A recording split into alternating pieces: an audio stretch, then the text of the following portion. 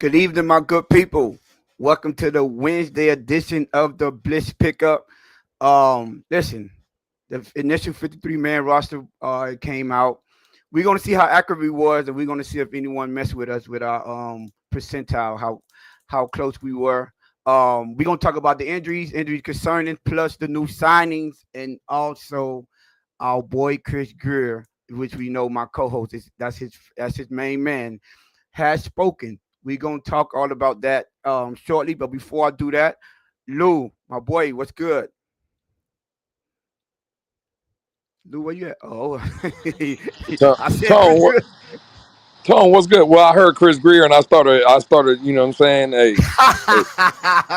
hey, You hey, could control your excitement. That's what it was. yeah. Listen, I was trying to get back, up here and stuff, and my hands started shaking and stuff. I get excited when I hear Chris Grier's name, man. You know. Hey, but what's good with you? Oh, by the way, y'all, just is she pulling up? She has do something with her children, so you already know how they is. Family first. But listen, man, Lou, what's good with you, man? How you been? How you feeling today? Man, I'm chilling, man. Another day living, so another day good. How about you, Tone? Oh man, a lot better than I was the other day. Settled in a lot more today. Was able to get a couple things done. Finally picked up. I went out all yesterday looking for a whip. I just had to get something to get back and forth to work. I was able to get that accomplished.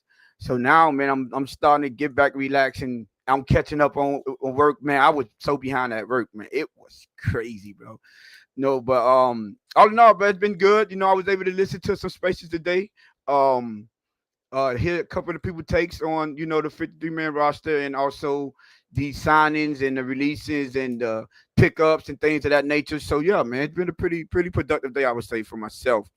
Um, but listen. Let's get it. Tone. Before we get into the show, we got Oh, to stop lying to these people, though, right? okay. Because we've been lying here recently. We keep I, telling these people it's 7:30 ish. We're gonna have to change this to like 8 ish. You know what I'm saying? Like, well, hey, that's a fact. Today was, nah, I ain't gonna lie. Today was a little wild. This like the second, but it's only like the second time we went past 8.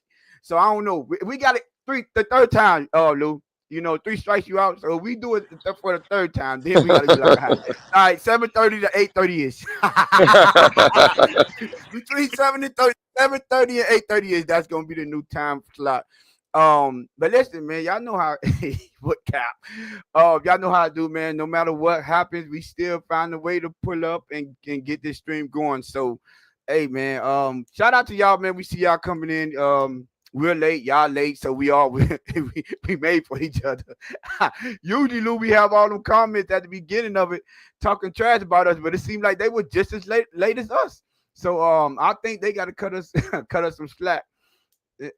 David, so what you saying, Tone? You trying to hold the chat accountable now? Is that I'm what you're trying to doing? hold them accountable. We got to hold everyone accountable over here. I'm waiting for Mike Best because I want to hate on Mike Best because he got the number one overall pick in our fantasy league, and I'm mad about that. He was the last one in, That actually that's no, he wasn't the last one, but he was one of the last ones in and got the first round pick. I don't know. I don't. Nah, Listen, it's rigged. It's conspiracy, rigged from the jump. conspiracy loop. Okay, are we on the same page? See, like some kind of maybe he paid an extra fee or something like that, but I don't know. David, how Hey, you you got know today? what? Hey, Tone, real quick. So I've been so busy I haven't even checked. Do you know where I'm picking? I think you're around 6 or 7. Oh, it's Uh, rigged. It's rigged. oh yeah, you know what? Mike Bet, you got to pick tour. Shout out to Sean.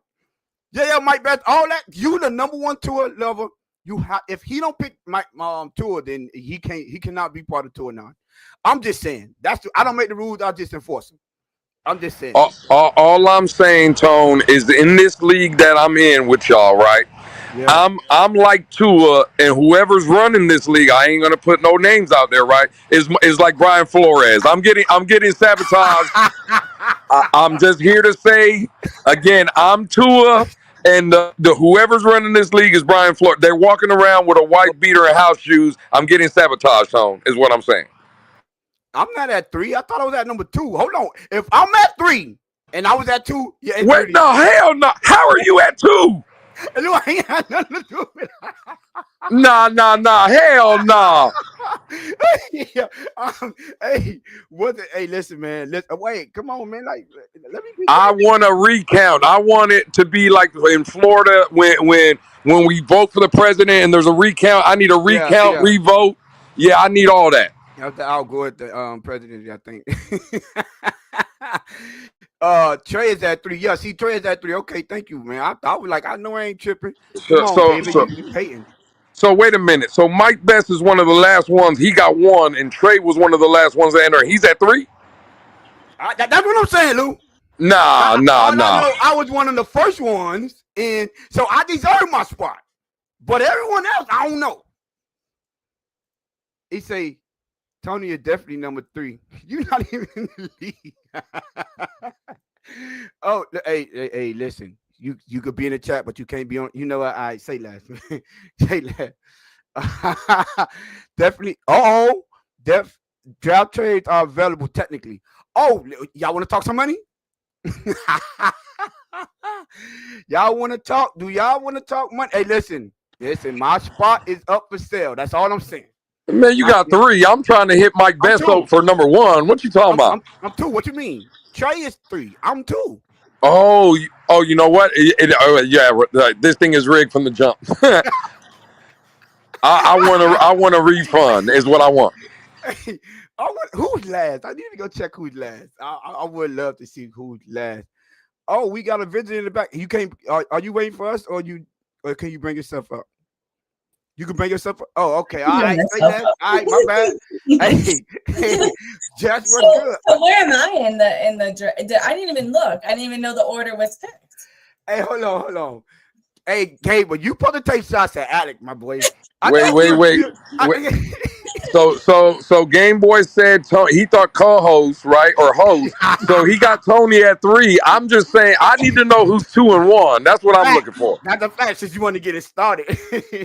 Who's number 2 or who's number 1? Since you want to take shots at your boy early. You know what I'm saying? Let me Oh, put you I'm on the spot. Oh, bored. we know. Wait. We know who's number 1. Lou, hold on. My bad. It's rigged. Lou. I'm just saying. You only call one person bestie in the chat every time, Lou. That's all I'm Well, gonna say. well, well. Again, see, I got to know how how the voting is. If we're talking about DMs, Jess is number 1. If we're just talking about hosting on the show, there's a strong debate for me. I'm just saying. Yeah, you see, hey, so Lou, you know what? Hi, bestie. I'm not even gonna do it. I got you. You know what? Hey, Game Boy 305. I've been campaigning in the back to get you a T-shirt, and now that's off the table. I just want you to know that. Yeah, you know what? That's a fact. You know what? DM Jess for your T-shirt. Don't be sending people over here. I ain't got no T-shirt. Yo, hey, number 1 inbox. Number 1 inbox. Hey, Jess, what's good, Jess? I'm good. How are you? Hey, another beautiful day, man. Everybody's good, so it is what it is. Yeah, that is a fact. That is a fact. Hey, Jess, I don't know. I know you was busy all day. I know you I know I've been take running care of around. take care of the young one. But did you you had a chance to go through the titles, or you want me to take over? What you want to do? You take over in the beginning. I wrote it down, but I'm kind of Okay, because you know what, you sit back on this because you was kind of laid back. You had your headache on this anyway. So Lou, hold on. Matter of fact, let me see something. Do I got it backstage? The initial 53-man roster came out, Lou. Before I bring the list up, I know I showed you a little shortly, but I don't know if you went over it. How good or bad did you think we do? Um, Overall, again, Tone, I think when we had our predictions about win totals or whatever, I think looking at this old like 53-man roster, what we're going in for, what it looks like we're going into the season with. Again, bro, my opinion hasn't changed. I still think this is a 9, possibly 10-win football team.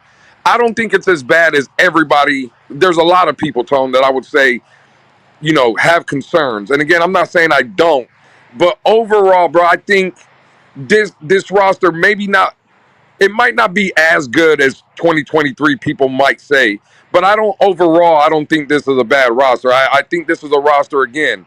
If everybody stays healthy and guys can perform and execute and coaching can be better, and I don't, again, it's not the best roster in the league, but I don't think it's horrible in my opinion. A couple moves here and there, maybe I would have had different or whatever, but Yeah. overall, are you asking for like a grade? I would B minus, maybe C Well, plus, well, I guess. technically that was gonna be my follow-up question. When I say how did we do, I'm talking about the Blitz pickup. How do you think we did Oh well, predicting? well. See, you see, Jess. But This go is what ahead. I'm saying. But See, go ahead. see. You know what? I just wanted you to get your spill off, so now I could do No, mine at the end. well, Jess, no. Hold on, Tone, because Jess, like I said, first of all, the fantasy league we're in, Jess. I don't know if you've seen, but I heard there's some sabotage going on. That's number one, right? I Hey, agree. I was just and, looking, like, and, but I'm and, happy with my pick. I'm fourth. I'm before you. and Jess, you know what's She crazy? off, Lou. I'm fourth. Oh hell no! You know what? I quit. I'm out. Before you, I told you. I Hey, saw Lou, you on there. Lou. Now, what you need to check out to see what the producer in the back is, Oh and yeah, if you're behind them, then I'm telling you right now, I'm behind. then they might not like you on a Blitz pickup as much as you think they do. I'm telling you, I've been lied to this whole time. Is all I'm saying. It's Oh crazy. wow! Hey, But no, Jess, but you know what's crazy? Listen to Tone's question. He said, "How was the Blitz pickups initial 53-man roster?" And he was the only one that did one. You see what I'm saying? no. Time out. You know what? Y'all, all right, we could go with that. I was the only one that did one. Cool. I was trying to get y'all credit, but you know what? You right. But Nah. He tried to set us up, Jess. He tried to set us up with a trick question. You seen it? You did switch one or two out, but you know what? Let's just get into it. What I was saying is how many people you think we missed or we hit on. Basically, you know how we did. Last year, if I'm not mistaken, we go back, but I think I missed on 7 last year. Right. And you know what? Come to find out, I missed on 7 technically. I'm gonna say 6. I'm gonna let the chat be the judge, or y'all could be the judge of it. But I got it right here. Let me bring it up. Y'all got it. Y'all see it? We Gucci. Can y'all see it? Yep. Yeah. So listen. Let's start. Oh wait, we need to turn off the comments in the corner because we can't see like the safeties and like. Oh yeah, turn them off. Got it. Okay. Good. All right. I can't see the corner because of the but I think I know majority of them. Oh yeah, because the logo's up here. The logo up there. I didn't even realize that. Go ahead. But I think we could take that off. So let's start with the offense anyway. Can't we move up? Whoa! Can't we move us to like the other side of the screen? Or no? Is that not a thing? Wait, you know what? That's the presentation. We can. Yeah, but then we be blocking the whole side. Then You're right. We'll figure it out. Listen, what would I do? I'll just read. It's only the D tackles. We know who the D tackles are. So. Actually, you know what I could do? I could put it up on my phone as well. So let's start with the offense. Quinn Ewers, Tua, Zach Wilson. I think I was spot on with that. Right? I'm saying me because Lou said I'm the only one came up with the 50-man roster. Right? He wanted. No, you tried to sabotage us with the question. Himself. So I'm gonna say running backs, Devon Achane, Ali Gore, Alec Ingo were running backs last fullback. Jalen Wright, I hit that 100% as well. Wide receivers, Eskridge, Tyreek Hill, Waddle, both Washingtons, Nick Westbrook-Akine. I hit that 100% as well. Tight ends, Tanner Conner, Julian Hill, Darren Water. I hit that 100% as well. Offensive line, Larry Borum, Aaron Brewer, Daniel Bronskill, James Daniel, Austin Jackson, Patrick Paul, Jonas Savai-Nai. I hit every last one of them. But, you know, this is my first miss. I'll call it a miss. I had Andrew Myers making the team. He didn't. They put him on some injury. I didn't even know he was injured, but they put him on the injury reserve, something like that. Whatever the injury this was that they put him on, they put him on that. Right now, if I'm not mistaken, Lou, you and Jess, y'all agree. We agreed totally on the whole offensive side, right? We only had one disagreement. No, sorry, I was gonna let Lou off with that. Dude, didn't you have a certain wide receiver making the list? Oops. Hey, this is a second discrepancy right now. Yeah, I was gonna let the first one slide with the trick question, but now you see how he does, right? All right, cool. Hey, Hey, Jess, hey, everybody in the chat, Jess included. This man has changed since he came back to the states. I'm telling you, this man changed. what you mean? I thought over here we hold each other accountable. That's what I'm saying. I just listen, man. I just wanted to know. I had my memory. I've been a little busy. I wanted to refresh my memory, and I didn't want to mess nothing up. You spent a little bit too much time in Switzerland. Switzerland is nice, though. I gave it to you. I wanted to stay an extra day, but we would never made it up to to Germany. So I had to, I mean, to Italy. We never made it to Italy. But yeah. So I think we did a phenomenal job on the offensive line, except for one, but it's all good. So at this point, I'm hitting that 99% percentile, whatever. Let me pull up the defense. Let's move over to the defense. And actually, Lou, before I move on from there, I know you had Izukama, right, on there. Mm-hmm. But overall, right? Overall, do you think clearly we thought this is what it was going to be? You thought, but now thinking going forward, would you think the offense is going to stay like this? Well, they again, I think there might be a move on the offensive line. There possibly could be, a running back maybe added, whatever. Right. Obviously today you I can't seen see that. that we added a tight end to that group, right? So, am I saying they're going immediately to the automatic roster? Probably not, because those guys will have to come in and get acclimated and stuff. But I think for the most part, yeah, this is what you're going to see, especially going into week one. I guess the question I would have for you, Tone and Jess, looking at this offense, I know, Tone, for the most part, you're batting 99%. Mm-hmm. Do you think this offense, what is on the screen, right? Do you think that offense is good enough to compete in the AFC? Okay, you talk about offense alone, just the way it is constructed Yeah. right here. So, with what we got on the screen right now, No. I think I think we can't. I think we at this point we can compete, but my only concern here is offensive line depth. I'm still highly concerned because with this the way it's set up, everyone has to be healthy. We can't afford no injuries, and don't forget. Well, we'll talk about that a little later, but we can't afford the injuries. So, but this roster like this as constructed, if we could keep this roster healthy, I'm convinced that we could compete in the AFC. Yes, for facts. Yes. okay. Yeah, I do. Jeff, what about you?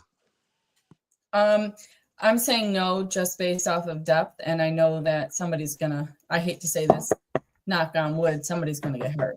And no, don't knock on wood. Injuries are part of the game. We know this. So, I'm gonna just say no based off of that, but carry on. What about you, Lou? Yeah, absolutely. I think again, injuries are part of the game, and we obviously know guys will go down. But again, like I said, I like the tight end they brought in. I do think maybe an offensive lineman they'll bring in. But yeah, again, bro, this offense should be able to compete. I'm sorry. Yeah, it should. Yeah. Now, how well they're gonna compete, but they should be compete. Right, should and could are two different. I mean, yeah. We talk about on paper right now, so we'll let that part slide right there. Now, as far as the defensive side, let me get over here to see if I can. Let me see if I can just put it up on my phone real quick so I can have go over the D tackles, because this was the most shocking one. So look, the defense off the rip, the first two, Zeke Biggers and Malcolm Butler, made the initial 53-man roster, and I only had 4 D tackles. Right? When they had 4 D tackles, they kept 6. And I would say this, even if I would have added the one that I wanted to add on, which is Dickerson. I would have still been off. So but going based off my better judgment, it was between Estridge and Dickerson anyways, and I was like, Estridge with that, Estridge on special teams. We forgot how great he looked on special teams as a return man. Like if you take him off that league, who's going to be the return man? You don't want to use Waddle. You got Malik Washington, but you need someone else back there at kickoff return for him. Right? So that was a big component in the reason why I went with him over Dickerson. But you see, they they went with 6. Now the other 4, I hit all of the 4. So the one that I did pick, even though I didn't pick enough, I did pick the correct ones, which was Kenneth Grant, Benito Jones, Jordan Phillips, and Zach Seiler, obviously, right? What do you think about them keeping 60 tackles, Lou? What are your thoughts on that? They're gonna keep those big guys fresh. That's what it tells me. That basically it's going to be a rotation. They're going to keep those guys rotating in and out. And basically, Tone, what this says, keeping 60 tackles. What did Anthony Weaver say as soon as he got here? They are not going to run the ball against us. Period. End of story. You keep 60 tackles, that's what it is. They are going to have a rotation, and they are going to be strong up front, and they are telling you, you're not going to run on us. That's what I take from keeping 6 DTs. Yeah, that's a fact. Jess, were you surprised with the 60 tackles they kept? Surprised, yes, but kind of like what Lou said. I like it. I'm here for it. I'm not gonna lie. I wish, you know what? I ain't even gonna make no excuse. But think about this. What we should have took in consideration was he loved to rotate his defensive linemen. He loved to rotate them. So we should have took that in more consideration when going over this list as well. And then we probably would have, added in at least a 5th defensive tackle. Can I intersect here? Go ahead. Yes, go ahead. Lou, did you hear him? He said we should have thought. Oh my God! But didn't he say that he made it? Hey, Jess. Now you're talking my language, Jess. The man just came out and said, "Oh, I'm batting 99%," but now all of a sudden it's we, right? Hey, Lou. When I flew out the Europe, where was the place that I flew into? Y'all remember where I flew into? Paris, London. Paris. Oui, my boy. Oui. hey, but I'm speaking French. yeah. Hey, but the problem is, right? Me and Jess stayed here. We didn't land in Paris with you. But I still speak the language though. I'm just saying why I'm saying we. That's all I'm saying. We. And on Wednesday night, we ran the show while you did a no call, no show. Now you bringing up old stuff. I don't even know what that is, man. You know what that is. You know what I'm saying? We need to move forward, man. Don't think about the past. Okay, moving right along. Linebackers: KJ Britt, Jordan Brooks, Bradley Chubb, Tyrell Dodson, Willie Gay Jr., Cameron Good, Matthew Judon, Jalen Phillips, Chop Robinson. Should I say we or I? For we hit every last one of those. Didn't miss none. Hit them all. So moving along, cornerback Ethan Bonner. I want to know who told me that Ethan Bonner was injured. White Lightning, baby. I want to know who told me Ethan Bonner was injured, but it is what it is. Storm Duck, Isaiah Johnson, Jack Jones, Jason Marshall Jr., and Cam Smith. So obviously I took Ethan Bonner off because I thought he was injured, and obviously I did not have Isaiah Johnson on here. But I think Isaiah Johnson got cut today. Yeah, but it's still an issue. We gotta go keep it funky. I ain't gonna change up now. Because it benefits me. So I will say so. That's 2 more. So that'll be the 3, right? That I missed on. No, I'm sorry. That's 2. That'll be 5 because it's Zeke Vickers and Matthew Butler and Ethan Bonner and Isaiah Johnson. So that's 5 that I'm short so far that I missed on. And are y'all surprised? You remember I was on the show and I was like, dang, nobody like Isaiah Johnson. I should have stuck to my first mind, man. We'd have been all good in here. But were y'all surprised that they kept all 6 of these people on cornerbacks? No, I wasn't surprised at all. I mean, that's what That's the best of the bunch that we had. So, but again, I know we'll get into it a little later. I do like the kid they brought in today, though. Um, from Indianapolis, right? They picked him up from from the wide. bro. Yeah. Hey, again, Oh, you he's a want spy. I you just want called him. Oh, he's a spy. well, forget about the spy. I don't care. What he is 6'3" and Hmm. runs like a 4'4". Like again, it has to pan out, and we're just talking about on paper. But you talk about physical traits. Yeah, Yeah. yeah. I mean, that kid got it. Okay. Okay. Last but not least, um, safeties: Elijah Campbell, Jordan Colbert. Like, yeah, Ashton Davis, Mika Fitzpatrick, Iffy, Dante Trader Jr. How? Please tell me how did Ashton Davis miss? I mean, did Ashton Davis make this team on the injury list? Hey, real quick. Tone, Okay. I know you got your screen brought up. I know you can't really see it. Real quick. How in the hell does Nene come in here and say, "Hello, Jess," and the producer in the back, like me and Tone Oh ain't on the wow. show, we don't Oh exist? wow. Wow. Dang, like that. It's I'm crazy. I mean, saying, like, hey, Jess, and producer in the back.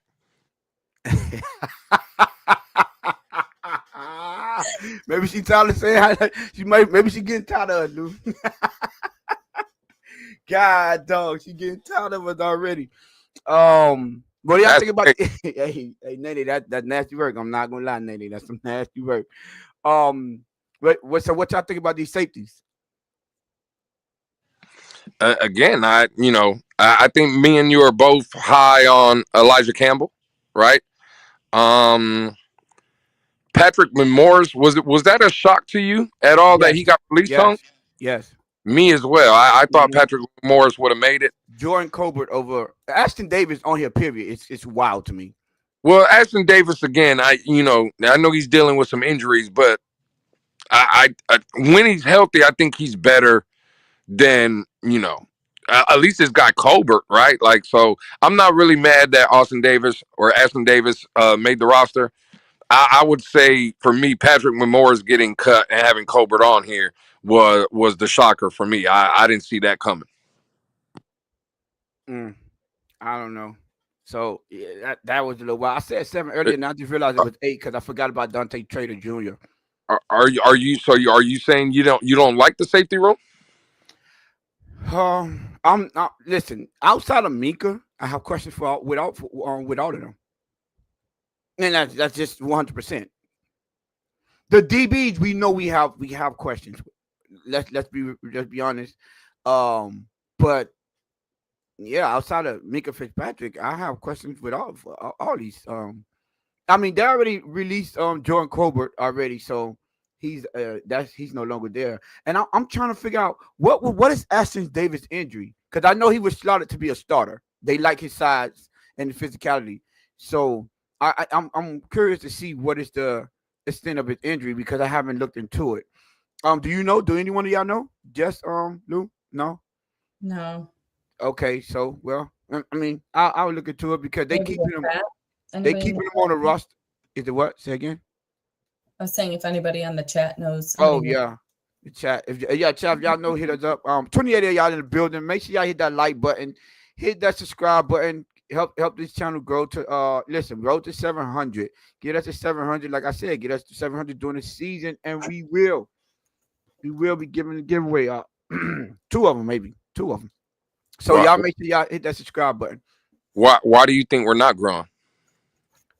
I never, oh, that was a shot inside. If you know, you know, Lou. How about that? If you know, you know. But yeah. So overall, Lou, you gave your overall impression. So I guess I'll Jess, what did your overall impression of the initial 53-man roster? How do you think they did? Grade A. I guess grade A to F. I'm gonna give it a B plus. A B plus. I think that's a Yeah. good grade. Hmm? That's highly good. Um, I'm at I'm at a C. I'm not gonna lie to you. Damn, hater. Dang. What you get, Mike? A B2, right? I'm a I, B as well. like like a B minus. Yeah, yeah, yeah. All right, so B minus, B plus, B minus, B, and I'm a C. Well, So, well, be okay. So you're a C. Me and just got B's. Now I'll ask you and just the same thing I asked y'all for the offense. Looking at this defensive roster. Now again, we know some changes will happen. You know this, that, and the third. Same question. Can this defense compete in the AFC?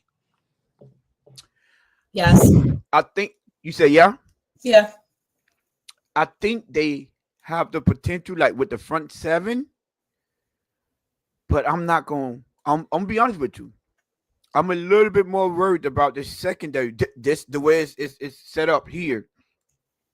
Um, than I initially was, and I think like a bright spot we had Jason Marshall. He started to show some promise, but outside of that, in the cornerbacks, there's not too many bright spots when it comes to the DBs. Like Storm Duck, he's been serviceable. He's been hasn't been getting cooked, but he's still it hasn't showed up in the preseason games, right? Ethan Bonner, we already know what you got with him. He hasn't did anything. Isaiah Johnson, Ooh. Jack Jones, had gave up a couple of plays. Got cooked one time and joint Jack practice, Jones enthusiast. That's me now. and then Cam Smith. Again, that's fine. So with that, with removing the names, what's different from this secondary from years past? I think at from the start of the season, let's go to the safety room. You had two vets back there that was at least proven to be able to compete. What to be what trash? No, to compete. Javon Hollins, he wasn't like we wasn't as high on him as everyone else. But he at least had talent to compete if he just put it together. He just had right. Again, but stop. We got to be honest with ourselves. Again, Yeah. forget about the name. I don't care if he had the talent to compete. He didn't. No, yes, he did. Now, look, Nah. this is what we do. This is what we separate all the time because you'll call him trash. I'll say he had a disappointing season because he didn't make the impact season, but he also didn't give up too many. Like outside of the Seattle game, right when he gave up the big touchdown, Mhm. and then it was one more game.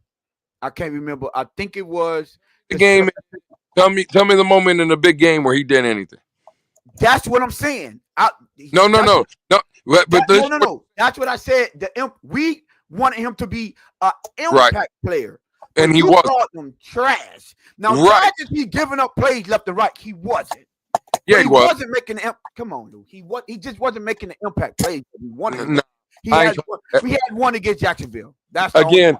only Again, this is where I get now. I understand why I get labeled a flip flopper and a defender, and I'm a two and near when conversations like this happen. You know what's crazy? We want Javon Holland to show up and do things in the biggest moment, and like you said, Tone, I'll call him trash. You know who we do that for? Tua Tagovailoa, because Tua Tagovailoa. This is you evaluate my grade. No. What I'm saying, me and you have both called Tua trash, correct? No, I don't call him trash. Now, I said he played trash, but you never had me say right. And so what did I say? I said Javon Holland has played trash. But you said he was trash. You said okay. Well, play trash and trash is same thing, different smell. Well, I'll say, like I said, outside of that Seattle game, right? I believe it was the Seattle game, and I'm not sure if it was because I don't even think he played in San Francisco because he got injured as well. He didn't play trash. He just didn't make the impact plays. That's why I say me and you differ. No, that's what we separate. If him not making impact plays is what made me like, God, dog, I want you to make a play here. But I'm saying let's not act like he was Jalen Ramsey giving up plays here and there, left and right. Oh, okay, cool. We'll stick right there. What's going to be the difference is all I'm saying. What's going to be, because all we're talking about, the secondary room is going to get lit up. Cool. Jalen Ramsey was here last year and the secondary was getting lit up. What's the difference between him and Storm Duck besides the name Jalen Ramsey and Storm Duck? What's the difference? Not too much, but this is why my grade is like that, Lou. And this is what I'm saying. That defense Tone, didn't compete to the level that we were expecting them to. This is why take I'm baiting them out. I don't see take the improvements. take Elijah Campbell, Mhm. right, and replace him with Javon Holland. What's the difference? I don't think Elijah Campbell make that play on the goal line. That he did You, that. you talking about the punch out against Yes, Jacksonville? yeah. You talking about he did that with his eyes closed too? All I'm saying, you asked me the difference. Listen, That one even the play. sun shine, bro. Even the sun shines on a dog's ass from time to time. That doesn't mean I'm not down on Elijah Campbell, so I'm not saying he's bad, but I'm just saying when teams see Javon Hollins back there and they see Elijah Campbell back there, they're at least gonna respect them. Like they're not gonna guard him 24/7. They look at Elijah Campbell and it's barbecue chicken. So he do impact the game in ways that didn't matter like in a grand scheme of things, but he did have an impact. Offensive coordinators had to account for him, right? So this is what I'm saying. For us and our expectations, yes, I think he had a subpar season. mm-hmm. But I'm not gonna say he went out there and played trash. And even if, right, let's just stick to what your narrative is, what you're saying. Even if you're saying there's not a difference, that's still a C grade to me, right? Based on that, because I need you to improve. I like the improvement that you did on in I'm not. room. I'm not even debating that, Tone. Okay. All I'm debating, I'm right? just saying that's why I gave him a C. Absolutely. No, but I'm not even talking about grades. I'm Okay. just sick. We're talking about the secondary, right? Yes. Yeah. I'm not debating anything you're saying, Tone. Remember, I said I'm I'm concerned. right. What I'm saying is, I'm not even debating that. All I'm saying is, Tone, I'm debating this. Wait, so does Lewis believe that this secondary is not going to get lit up? Get up. Now let's just stay right there, right? All right, cool. I want Javon Holland. We're putting him back on this team just for this argument, right? We're going to put Jalen Ramsey on this team for the sake of argument. Hell, I'll give y'all Xavier Howard. Y'all can have him back too. We don't want him. Oh, okay, cool. Let's just put those two back, right? On this roster right now. Tone, I'm going to ask you a question. Jess, you feel free to answer too. When Cincinnati comes into Miami, is Jamar Chase and Joe Burrow lighting them up? Lighting them head up. Yes, they All are. right, cool. If Lamar Jackson, when he walks into Hard Rock Stadium, are they lighting up Javon Holland, Jalen Ramsey, Storm Duck, and the likes? Are they lighting them up? Yes, they are. What is Buffalo doing with Javon Holland and Jalen Ramsey on the field when they come to Hard Rock Stadium or play them twice this season? What are they doing? Josh Allen typically light them up. What are we talking about? They're gonna That's all I'm saying. People are, oh my God, this secondary is trash. Newsflash, they've been trash. I don't care about the names, bro. You can have the Javon Hollands. You can have the Jalen. I don't care. They were trash. Last year, they were there. Baltimore put up, what, 45? Last year, was it 45? It was it 45, 50, whatever it was, right? They beat us, right? All I'm saying is, what does it matter? Okay, yes, the secondary. All I'm saying is, it's very minimal. Our secondary has been trash with these guys on the team. Yeah. You know what? I'm going to let you have that with them because Are you going to let me have it, or is that not the truth? I'm saying because I don't want that. Because your debate with that, I'm on your side with that, right? I'm just saying, based on my reason why I'm giving them a seat, because I saw what the secondary looked like with the Jalen Ramseys, with the Javon Hollands, right? With the Jordan Poyers and the Kendall Fuller, right? I saw that. And I don't see an improvement on that. So I'm still like, I gotta give you a C because that secondary is because going into the season we didn't have a cause of concern for that secondary. But after seeing what happened, now I can evaluate these linebackers and say, well, I don't think y'all gonna do better than what they are. Y'all could keep it even kill. So that's a C for me. And it's the same thing with the safety room. So that's what, the safety room and the offensive line is really what made me like, okay, this is a C because I don't see the tremendous upgrade. Right. No, I absolutely. All I'm saying is, again, you're talking about your grade. Fine. I'm not arguing the grade. That's not what I'm arguing. I'm arguing, again, the secondary is, oh my God, what are they going to do? Hold on. Lou, week 3, with week 2 last year? What was the score last year? Bro, I wasn't even, I don't know who brought up this. What are you talking? Field goal? I was in Buffalo 2 years ago when they beat us 48-20. Yeah, Tone. Tone, what you text me early this morning, real early. Oh yeah, right? You know what? Yep. I was up. What was my response to you, Tone? You don't argue with idiots. I don't argue with idiots. The dude's name is Cat in the Hat. Can we move on? Like, what are we talking about here? You got it. Go ahead.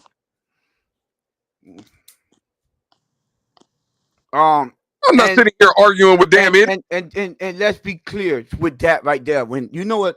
No, I'm not letting him. Lewis, you usually don't let them get. I'm not letting him slide off. First of all, if you're gonna come up here and say and ask questions, do we watch the games based on our take? At least use the right take. We never said we didn't even come up and say we get blowed out. We said the secondary get lit up. So debate something else. Even if we won by a couple of plays, that don't change the fact that Josh Allen light us up. Bro, we won against the Chargers. That defense still got lit up. So before you use your Twitter or your YouTube fingers, understand what we're saying. You're not even arguing what we said or debating it. You made your own argument. Did you guys watch the game? That's what happens when you try to insult people and you don't even know what you're talking about. That's crazy. And this is my brother with Von Joe. Look with Von. Exactly. Yeah, read it, Tone. Read it. Go ahead. Let me take the full screen off so I can see the whole comment because it cut off halfway. It said exactly. So is Lewis saying we got better or not in the secondary going to or not in the secondary going to get lit up? What does it? YR? I don't get that. Year? The thing is it going to get lit up this year like they did last year. So what's the point of the argument? Again, well, I'm glad you wrote that comment, Von Joe. Appreciate you. And I'm glad you read the comment, Tom.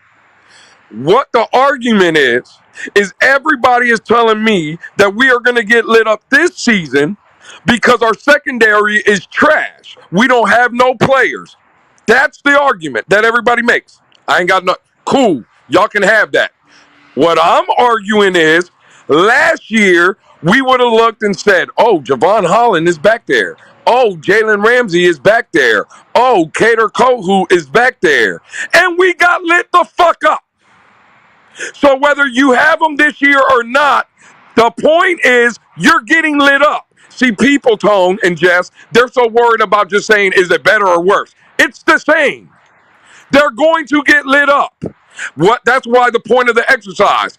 Cool. This secondary, as now, Tony is showing you what is on this roster is trash. I gave you Javon Holland back.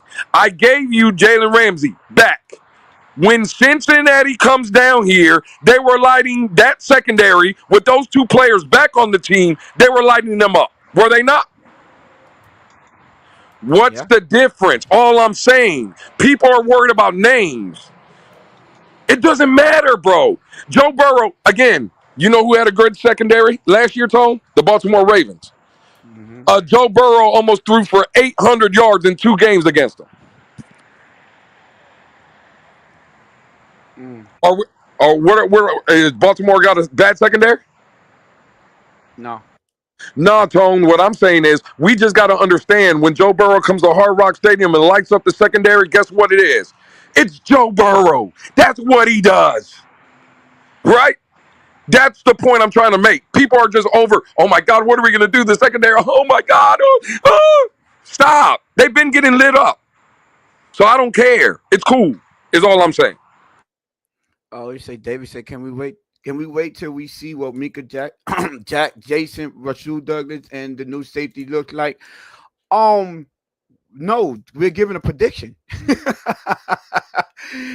So that's all I'm saying is Again, Data saying don't act like it can't be worse. Okay, yeah, it's worse. Now, let's say for the sake of argument, Tone, with Jalen Ramsey and Javon Holland, they give up 31, and this defense gives up 38. Okay, yeah, they're worse. Nigga, they giving up 30. Bro, like, what are we talking about? if that second, I mean, if that offense is as potent as it was last season, I don't care what defense you put up in front of them. They lighten them up. They are right. So I would listen. I'm still, regardless of what they saying, my concern is the secondary and the offensive line depth. I am concerned there. I'm also now. I ain't even mentioned the tight end. Like we know what Julian Hill and Tanner Connor gave us. That's mid, below mid. I'm sorry. And then relying on Dan Water, who we was out of the game for 2 years.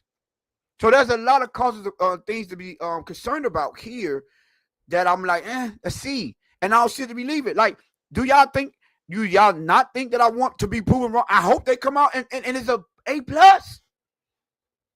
I hope they play with A plus effort, A plus what you call it? Got the results, right? And I was like, okay, at the results are in, I was proven wrong. But just on paper, you know how when you grade it on paper, I'm looking at it, I'm like, I see a C here. But don't twist me seeing a C for saying that, oh, this secondary is worse than last year. I didn't have these concerns last year. No. When they go out on the field, right? What do we say? The difference between the coaches, right, Lou, and the players. When the players execute, coaches look like geniuses. When they don't execute, no, we blame the coaches. They trash. So I hope the players go out and thank you, KP. I see you. Execution, yes. When they go out and the coaches put the game plan together, I hope they execute it to perfection. And I say, well, listen, that's why you don't judge a book by its cover. And I will be happy to say that. But while we on this show, I'm going to give you my honest opinion, and I'm looking at it, I'm like, yeah, I have a concern, But Lou, any concerns for you though on looking at this roster? Yeah, bro. Again, I Tone. Obviously, there's concerns, Right. but you gave him a B, so I hope you. I'm trying to. well. What I'm saying is, right. I think that front seven, right. So we'll highlight the secondary. The secondary is trash. Do you not like the front seven? Yes, that's why I didn't mention him at all.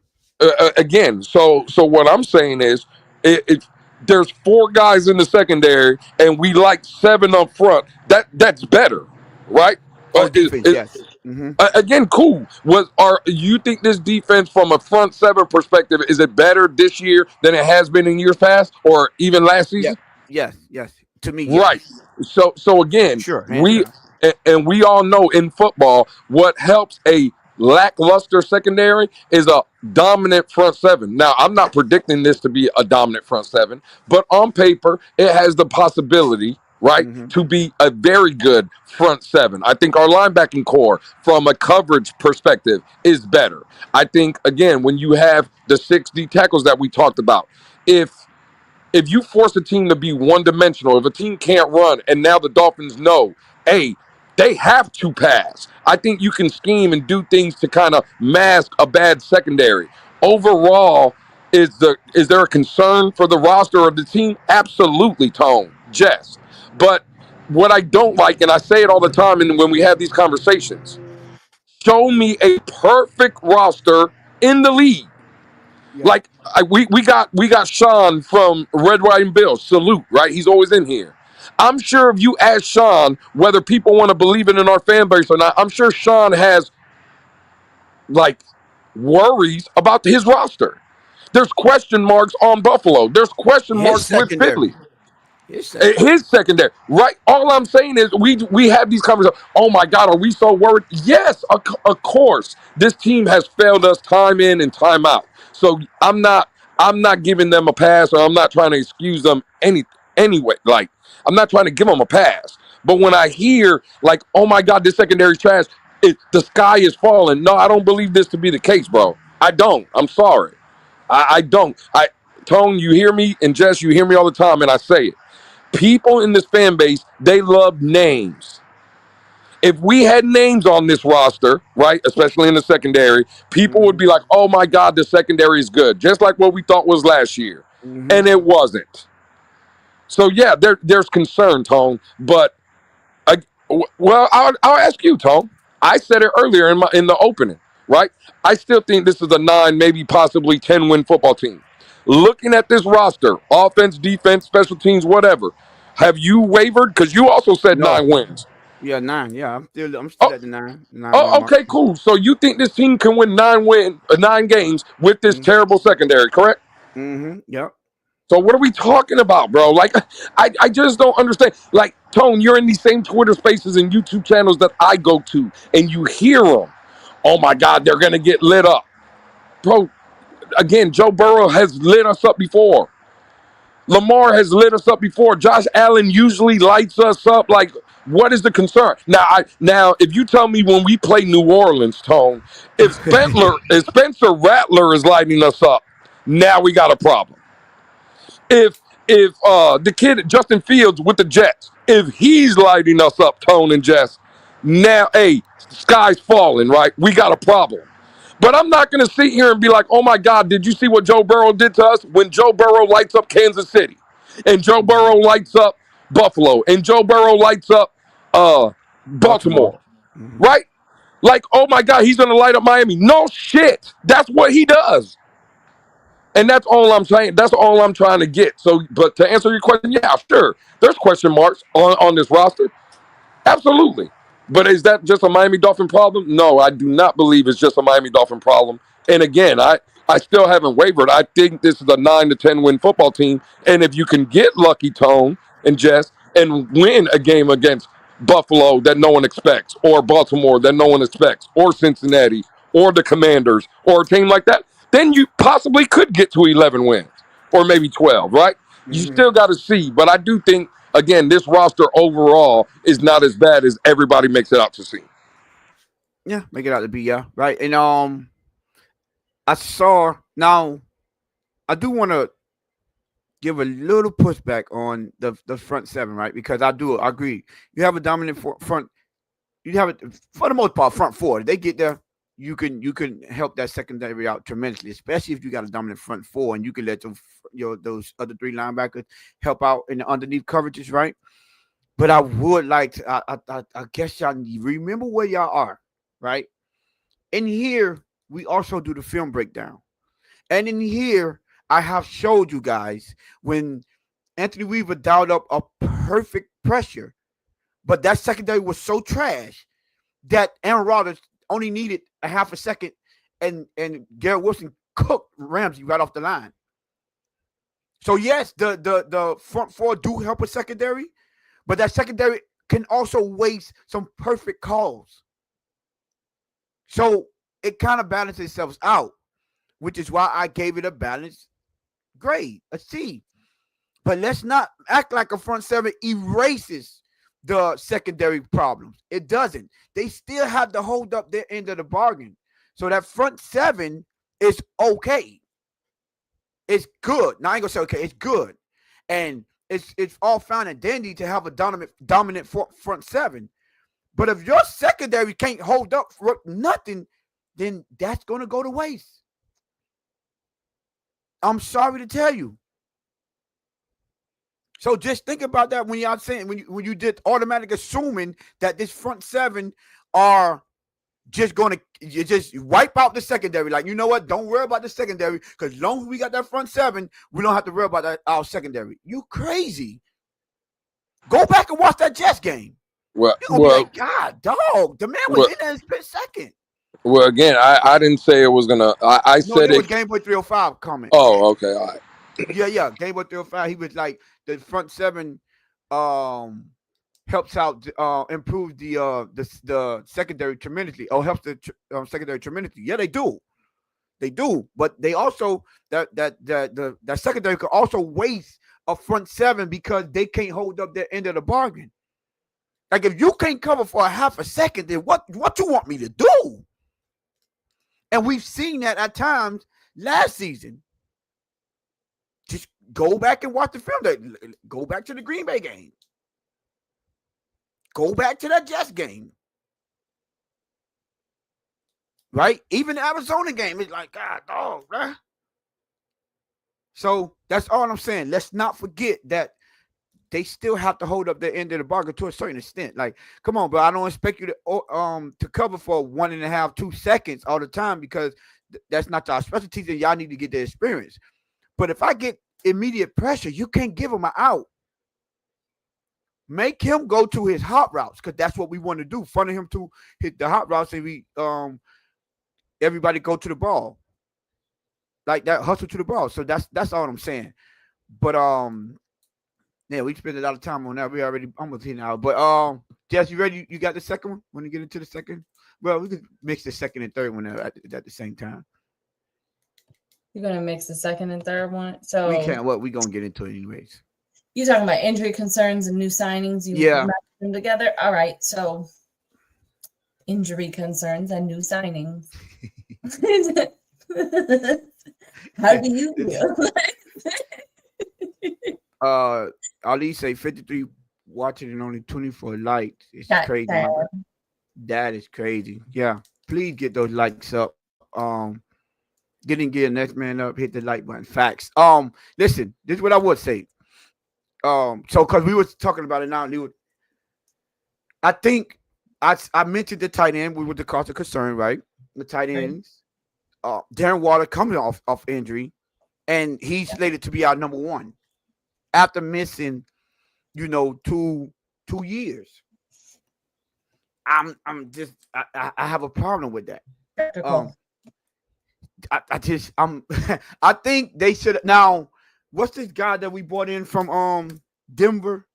The tight end. He played in Denver. He was with the Giants before he got released. He had one of the, and he was the most productive tight end in this preseason. In the preseason, right? So, that's it gives me a little bit more, I guess, confidence. But again, he has to get acclimated, Tone, to the offense, right? To the offense, and this is one of the more difficult offense to pick up on. So we know how that could hinder someone's growth in his offense. So that's cool. Also, I had him read. Listen, running back room. Let's not forget, Jalen Wright and A-Chain is banged up. Yeah, so, I don't think A-Chain's as banged up as everybody makes it out to. No, he had the calf injury, but the calf injury can tend to linger around, So all I'm saying is, right now, fully healthy, you just got Ollie Gordon. Yeah, but that's what I think. I think A-Chain's healthy though. This is what I'm saying, bro. I think that's all cap. He's injured all the time. But so even if he's fully healthy, he still get injured every year. Yeah, but A-Chain, again, bro, I don't know. That's still a cause of concern. I think they got y'all bamboozled, hoodwinked, and swindled when it comes to A-Chain. Not really, because you got to think. Listen, I remember he came off the concussion. He played well. Remember he was dealing with, wasn't it a hamstring or no, the ankle? He was dealing with the ankle. He still played well in those games, but that don't change the fact that he was banged up. How many games? And again, that's fine. You could, I don't care if you're banged up or not. See, now we're worried if you're banged up or not. The fact of the matter is, everybody tells me that he is the most. Well, how many games did A-Chain miss last year? I'm not saying miss. I'm talking about how many games he was injured. Again, that's fine. Tone, don't you make the point all the time? Don't you make the point all the time, Tone, that in every big game and when you need him the most, A-Chain is the only player that showed up last year? Well, I said if you could take the bank when he's going to score against Buffalo, but for the most part, I said in the big games he did. And he always shows up. So the point is, I don't care if you're banged up or hurt or this and that and the third. If you're on the field and you're being productive, miss me with the hurt and concern. I think when they came out and said, "Oh my God, it's a calf," this and that. Again, it's another way of before. I know what I have in A-Chain. I'm shutting him down. Which one sounds worse?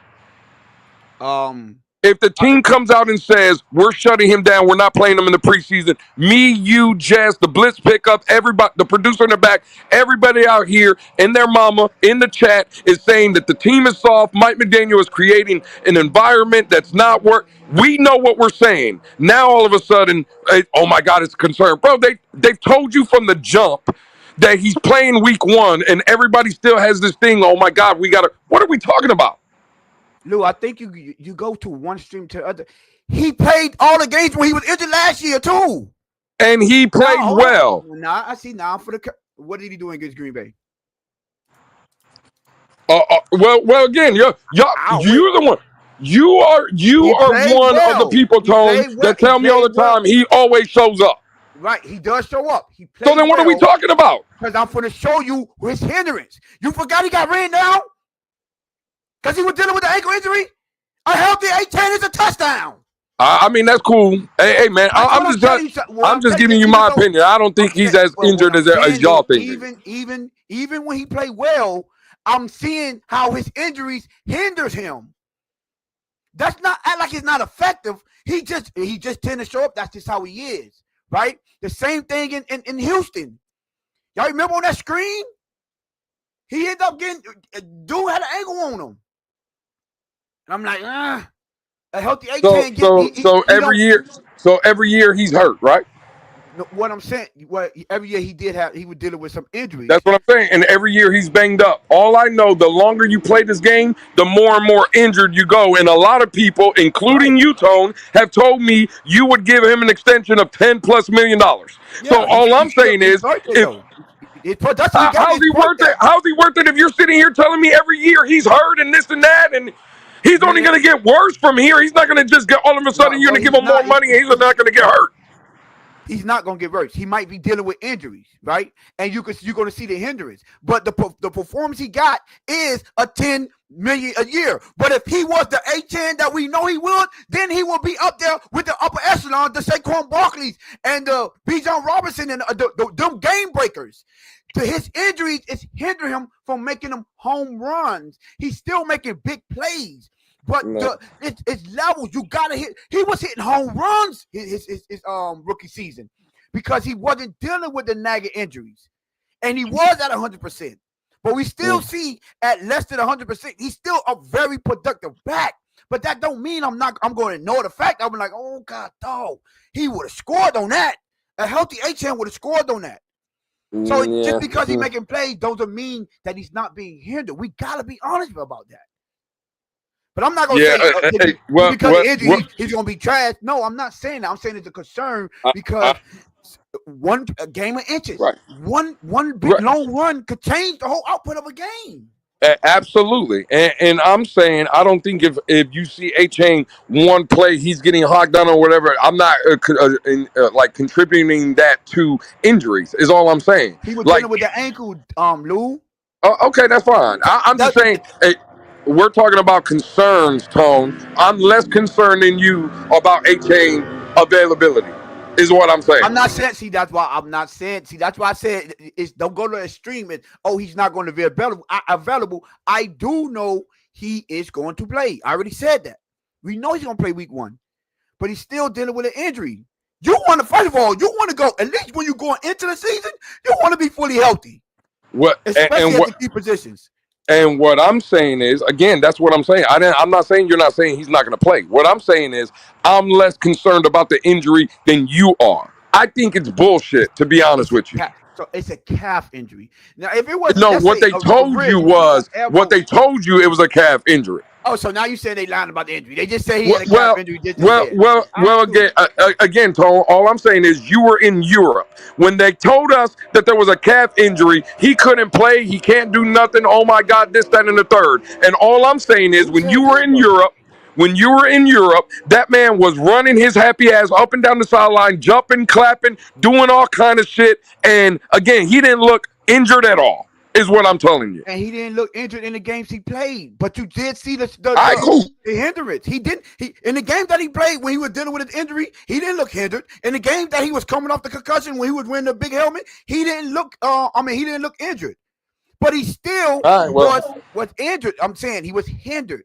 I'm not. You making it seem like Okay. he's gonna be limping all over the field. No. Well, I think after week one, then Like Waddle. we Yeah. have a roster that's going to be hindered with injuries because this is football, and anybody that has played football, especially at this level, where guys on the field are getting clocked in, right, at 6'3", 6'4", Tone, at 245, 250 pounds, right? They're running 22 miles an hour, smashing into people. I'm sure that there's lumps, bumps, and bruises, and you're not feeling well. Like, Right, what are but we? the lower extreme, Lewis, you acting like every injury is the same. I don't. Why are you making this? I think argument? the lower extremity. The leg What I'm injury is worse. I'd rather have an arm, a leg, a shoulder, a chest. and I'm telling you, all of those. and what But I'm when telling get you the is, lower extremity, listen, you can't play football if you can't run. I don't care what you do, what position you play. You can't play football if and your if he legs are could, hindered. and absolutely, and if he couldn't run,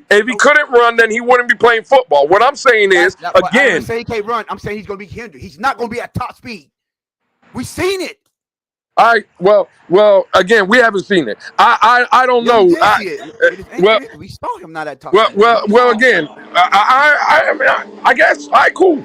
That's all I'm saying. Listen, I want the A-10 that was hitting home runs.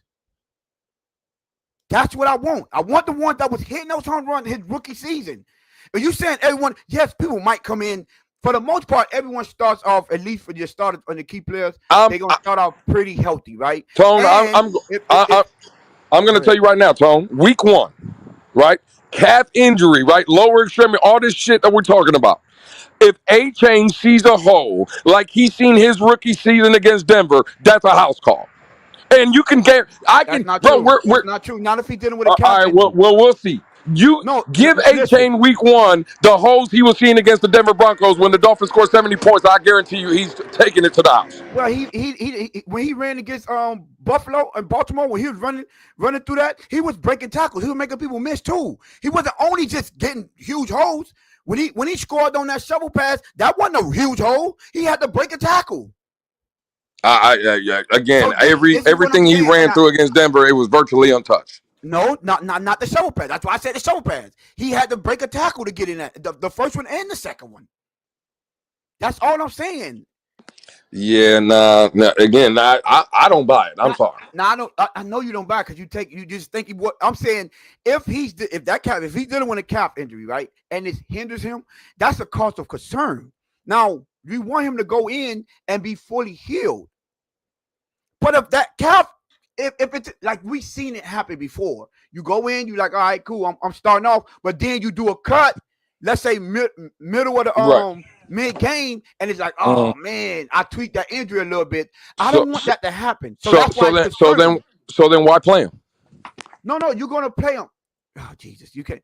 You're going to play him. What I'm no. But why? No, again, he still could be productive. That's why.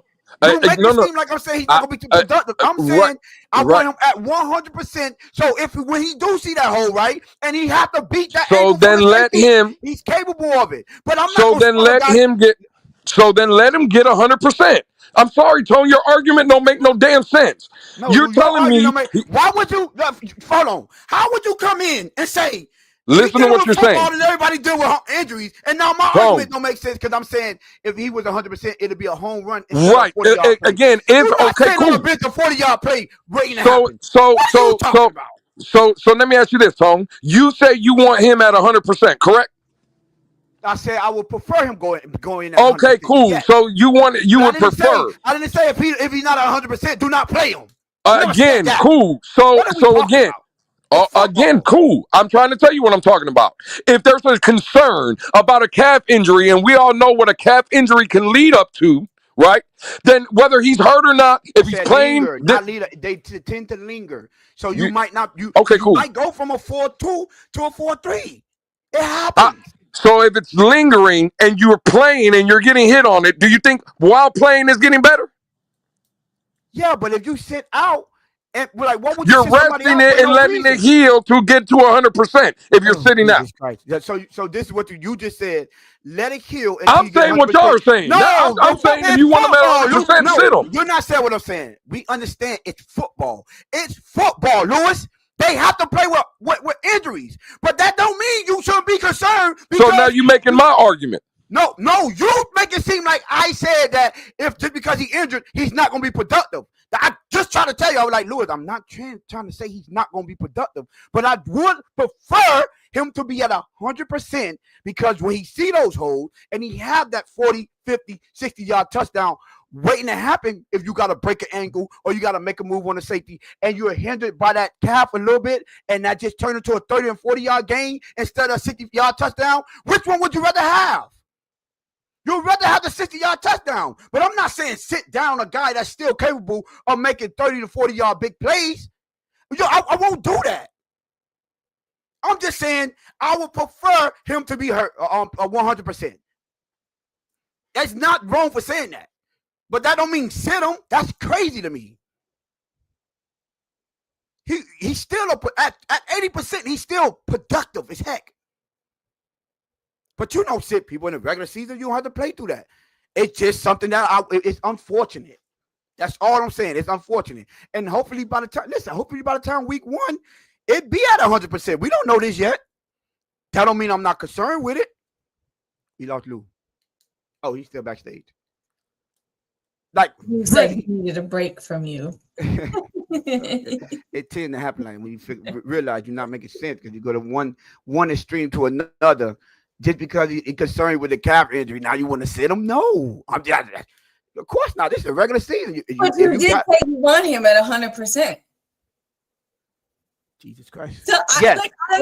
Would you not want your player at 100%? I'm trying to figure this out. We all want our players at 100%. Okay, I can't change it. I can't go back. Oh, we all know what calf injuries lead up to. No, I didn't say it lead up to. No, hold on. See, this is what you did. You listened to Lewis, and I didn't say lead up to. I say they tend to linger. So that means he might not be 100% for the rest of the season. So if you know you got a guy that might not be 100% for the rest of the season, it's like I would prefer that not to have to deal with that. So that is concerning. But it is an opportunity that he get healthy after week 1 or during week 1, right? And remember why I brought this up is because we only have one healthy running back. So you can't even afford to sit Achane or lighten his load as much as you would like to if you had 2 or 3 other healthy backs. That's why I said we only have one on the roster right now. Now, if we had multiple, let's say Alexander McKenzie was healthy and Ollie Gordon was healthy, then I'll be like, you know what? Give him a light load.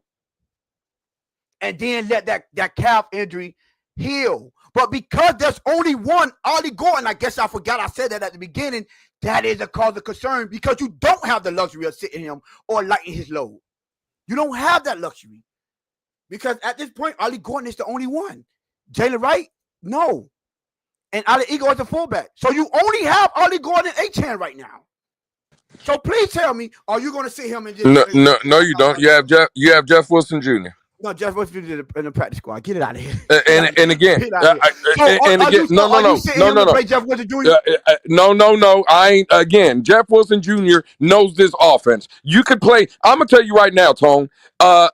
If you need Devon Achane to beat the Indianapolis Colts, my brother, we have more serious problems. If you mean to tell me that you need Devon Achane, you can't sit him out week 1 because he's the necessity to beat the Indianapolis Colts? Please, Tone.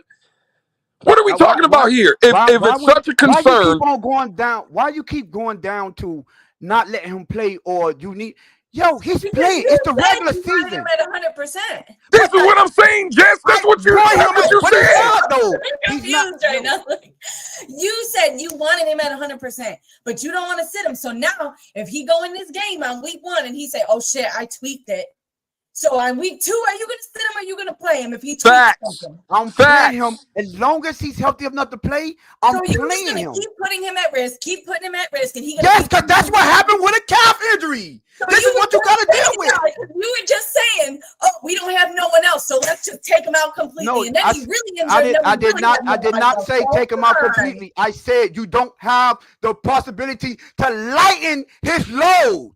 Never not play him. Give him a light load. Never, not. I never once said not play him. No. You just said we don't have nobody else, so give him a light load and then what? I did not say give him a light load. I did not say that. I said the reason that we don't have, because we don't have no one else, we can't lighten his load. Tone, just what are real we quick. talking about? Again, that's fine. Tone, week 1, right, against Indianapolis. Do you think Devon Achane, we need him to be Indianapolis? Yes. So you think, again, let's say for the sake of conversation, Devon Achane does not play week 1. You would have Indy beating us? I would have that been a tough game if we Absolutely. You want to know why? Do you want to know why? Do you forgot that Indy have a physical defense? Like 1,000%. Offense. That is a physical defense that gave us problems last year with Achane. 1,000%. Crazy right now. And again, cool. That's not, again, you're answering a lot when you don't have to. You, again, I believe whether Achane's on the field or not, it's going to be a tough game. Right? And we almost lost that game. He didn't get his foot down. Boy, y'all make sure y'all forgetting these games. Y'all tripping right now. Tone, you just highlighted how good the defense, they're physical, right? Right? That's what you said. You said Indianapolis' defense is physical, correct? Yeah, yes. All right, cool. So you want to send an injured, right? He's not injured. He's not injured. Never mind. You got it. Why you keep on? You be trying to make it go from left to right. Tone, you got it, dog. You got it. You got it. What are you talking about? Hey, well, you know what? To be fair, me and Jess are trying to figure out what the hell you talking about. Yeah, we trying to figure that out. We don't know what the hell you talking about right now.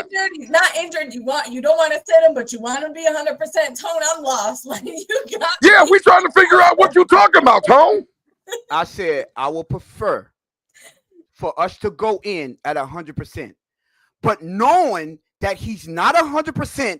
That is a cause of concern for me because I know that if he have that possible 60-yard touchdown, it might be less or he might only hit it for 40 yards because I've seen him get ran down where usually he don't get ran down. But if you're dealing with a calf, right, you're not gonna run your full speed and have your full power all the time like you would be if you were at 100%. That's what I'm telling y'all. But he's too productive to sit him down. He is. You're not sitting him. But that don't change the fact that I'm like, God, I would rather him be 100 because I know he'll hit them big runs. It's not, to me, it's simple in my head. Like, I'd rather have 100. But you're not sitting him. That's soft. But that don't mean you ain't gonna be like, man, if he was 100, that's a touchdown. But I listen, I respect the production you're going to be able to give us. So, all kudos, my brother. Injuries happen in football. We deal with it. That don't mean we want them to happen.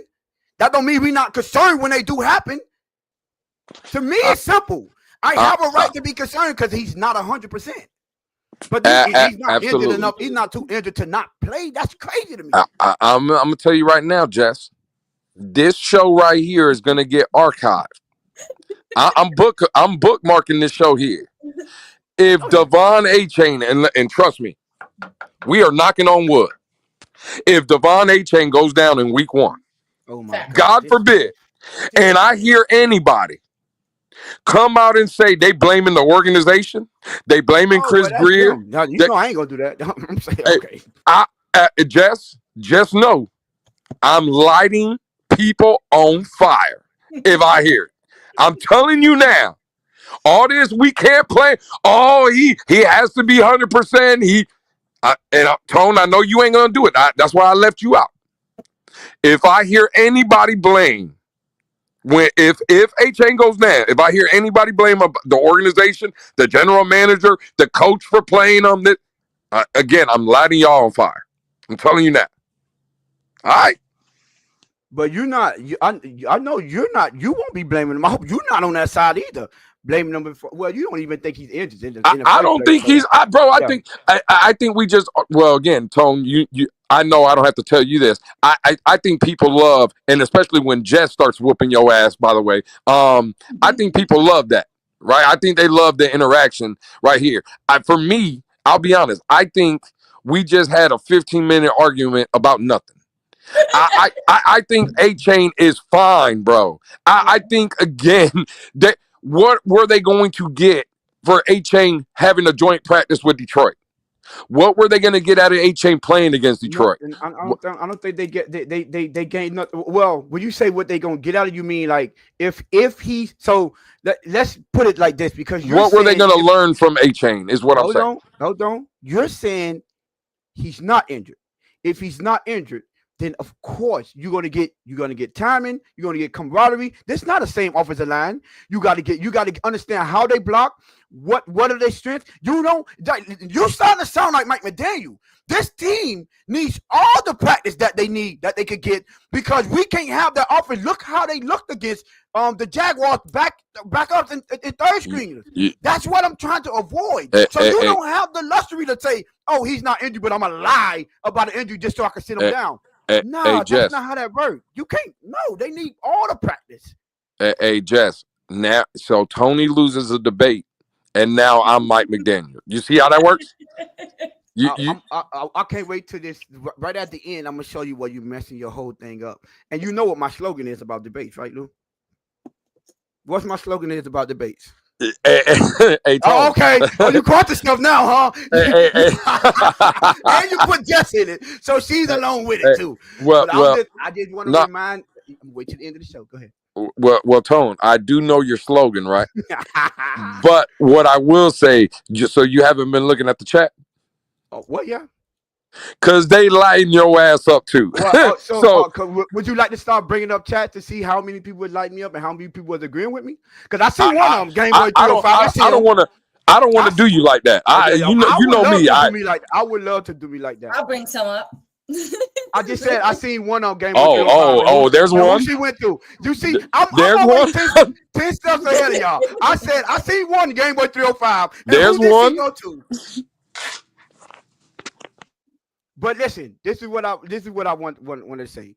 At the end of the day, right? Listen. I'm sorry, Lou.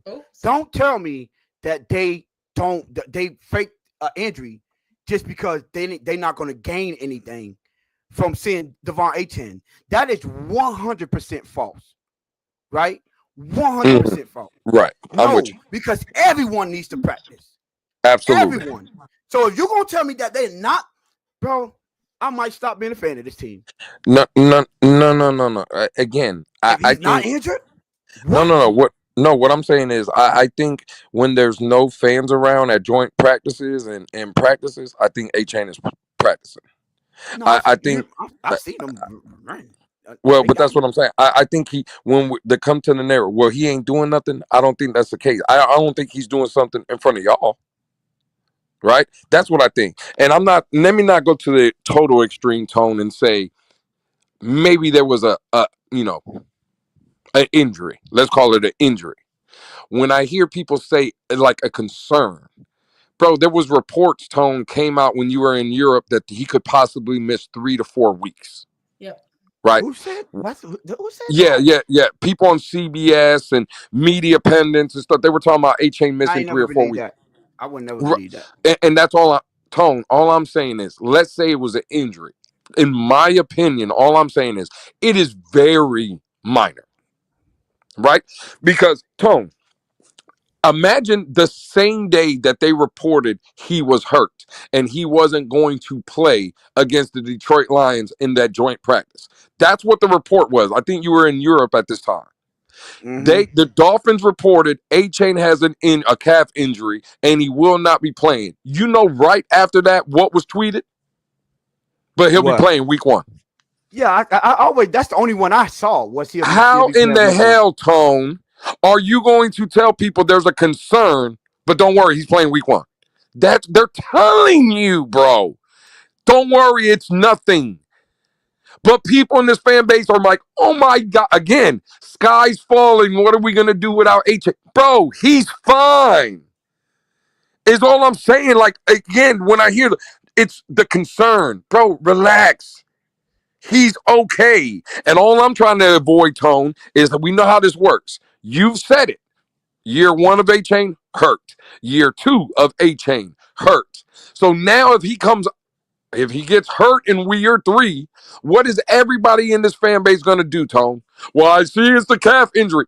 Well, did he have a calf injury in year 2? No. Did he have one in year 1? No. He's a football player. He's going to get hurt. That's what they Yeah, do. injuries gonna happen for sure. They're gonna But happen. but again, all I'm saying is, Tone, when we come out, oh my God, it's concerned. Anytime A-Chain does something now, they'll reach for this. And I'm just saying, I don't believe it's as bad as everybody is making it out to seem. They told us from day one he was going to play. It's the same thing that people tell us about the Tua shit last year. Oh, Tua himself. Oh man, if we just get past the Jets, I'll be playing. What do people tell us, Tone? Well, if you could do that, why didn't you play the week before at the Jets? Because if you were healthy enough to play a week later, why wouldn't you be healthy enough to play now? Right? It's the same shit with A-Chain. Yeah, he's hurt, but don't worry, he's playing week 1. Well, how the hell do you know that? It's Yeah, like nah, I don't think want to say I don't want to say, Tone, they're lying to us, but I do want to say they're lying to us. You see what I'm saying? well, I just think so. My mindset with his injury is like, yeah, he had a calf injury, but it's not severe enough to where he can't play. Like I don't play through hamstrings. I don't played through calf injury. I don't play with sprained ankles. Right? You get that shot up and you play. Right? But that still don't change the fact that you know what I'm saying. I'm not gonna be at a 100%. I'm not gonna run that 4-2 now. I'm gonna run a 4-3. Right? The same thing what Mike Vick said. He famously said it. Mike Vick, what when he said that when they were playing in the snow and the rain, he was like, "Well, I'll just go from a 4-2 to a 4-3. No big deal."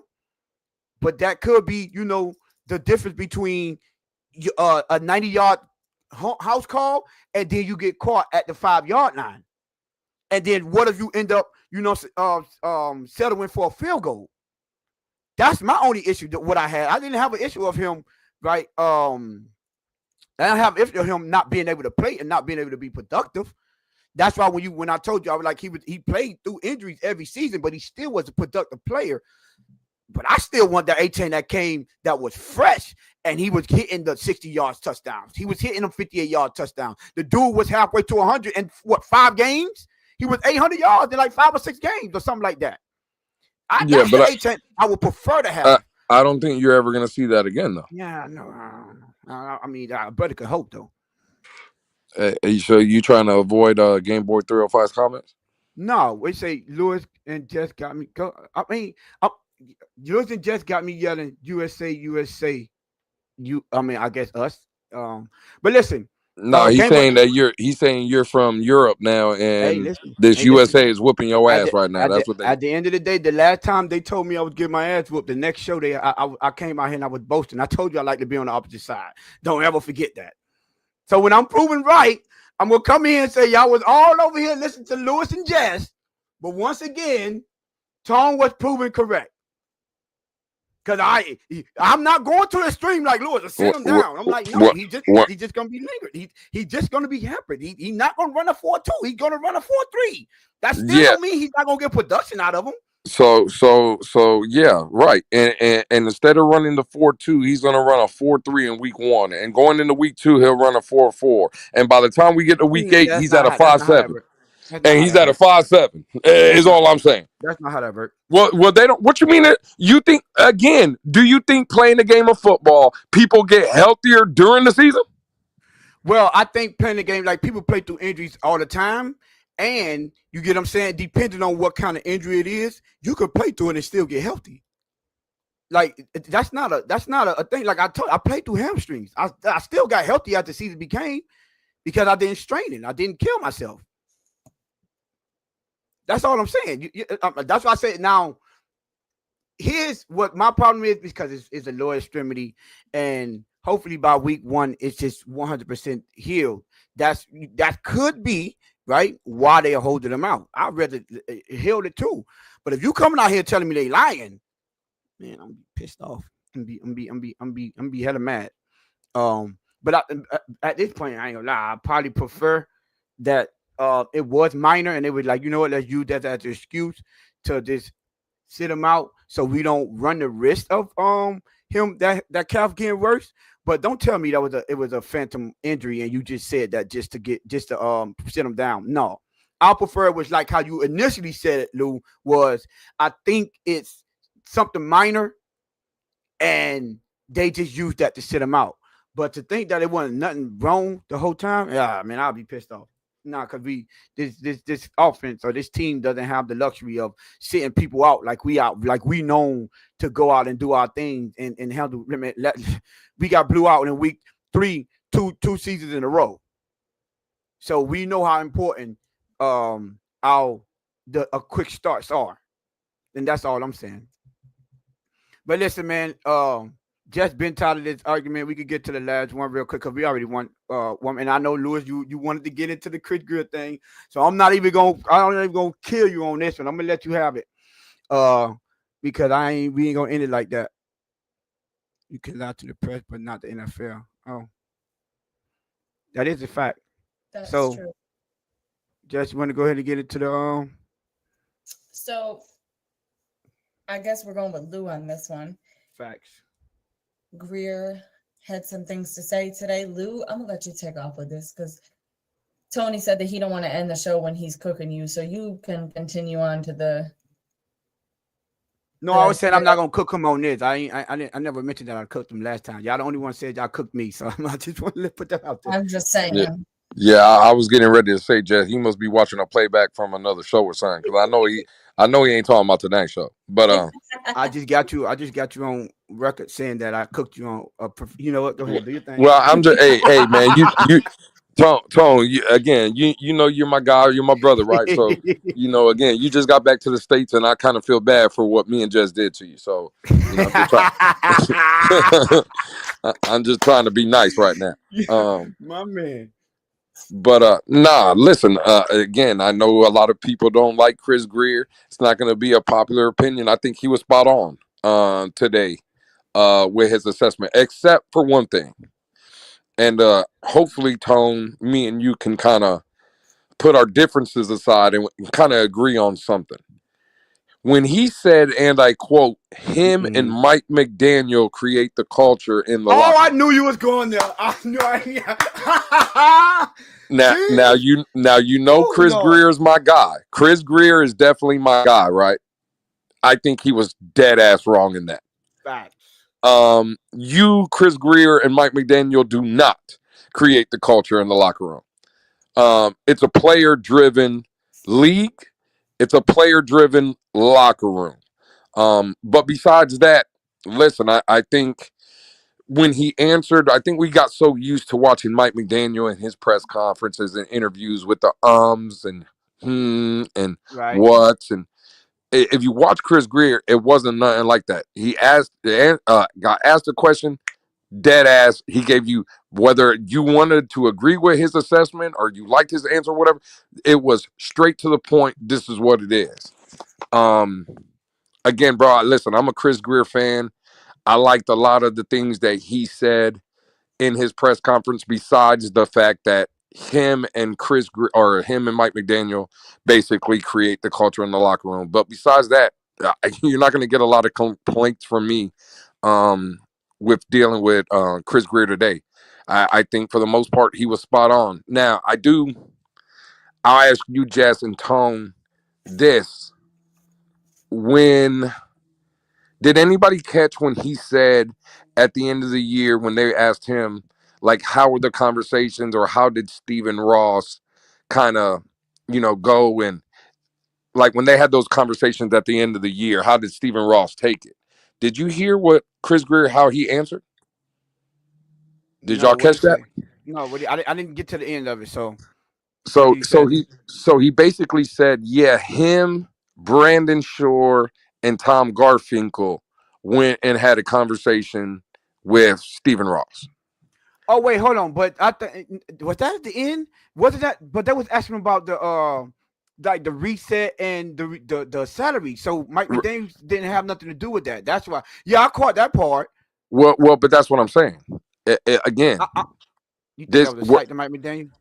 Well, it possibly could be a slight to Mike McDaniel, but I'm not even going at it from that standpoint. Again, Tone, me and you were one of the first people in the community after we heard what TFTG Shake Money, shout out to the boys, right? What they put. You said you didn't even know about Brandon Shore and Tom Garfinkel until those guys and what you Brought heard that up. from over Yes. there, right? Mm-hmm. When he said about the reset, and I'm glad you brought that up. Mm-hmm. Why is Brandon Shore and Tom Garfinkel, especially Garfinkel, He left having Garfield conversations? out at first. You remember he left Garfield out at first, and then he added him in towards. And He then was he like, "Hey, added let's them do in. it." Yes. Now Why? that's what I thought you was going to ask me. Did I catch? But yeah, yes, Yeah, well, yeah. So you caught that, right? But why? yes. What the question I have? Because again, we have these conversations, and it always comes back. Blame Chris Grier. Mm-hmm. Well, why the fuck, right? And pardon my French, but why is Tom Garfinkel again in football conversations That part I about would never understand. resets? And again, we're talking about football decisions here, Tom. How do you want me to blame Chris Grier 100% of the time when I think me and you can both agree, hopefully Jess as well, bro, he has to answer to multiple people. And multiple people go over his head, like Mike McDaniel. I'm sure Brandon Shore has done it. Hell, I'm sure Tom Garfinkel has done it, Tone. All I'm saying, I'm glad you caught that. I would love to hear your thoughts on that, Tone. Like, do you think Tom Garfinkel, and again, Brandon Shore, I know a money guy, he Mm-hmm. should maybe be in certain conversations, but we're Yes. talking about reset. That's what the word was, Tone. Mm-hmm. Reset. I'm sorry, bro. If we're resetting and Chris Greer is the general manager, shouldn't he have full autonomy for the reset? Yeah, I think. Now I don't want to say I was listening to. So I heard what I don't want to say, but so what I heard about that is when they was talking about the reset, and well, I thought Brandon Church should have been there is because when they was talking about the contract, and remember he was like, oh, we were one of the teams with a bunch of 1 year guys, right? We were one of the teams that had guys on the contracts for 2 years in a row. So if you do that multiple times, then eventually you have to reset. And I think he was talking about salary wise, which is why because the guy asked him that was it Stephen Ross the reason why he wasn't giving out the bigger contracts and restructuring guys like they used to. So I think in that part, I think Brendan Sure should have been there. Now Tom Garfinkel, bro, you would find. I get it. You his manager, you have no business being in there.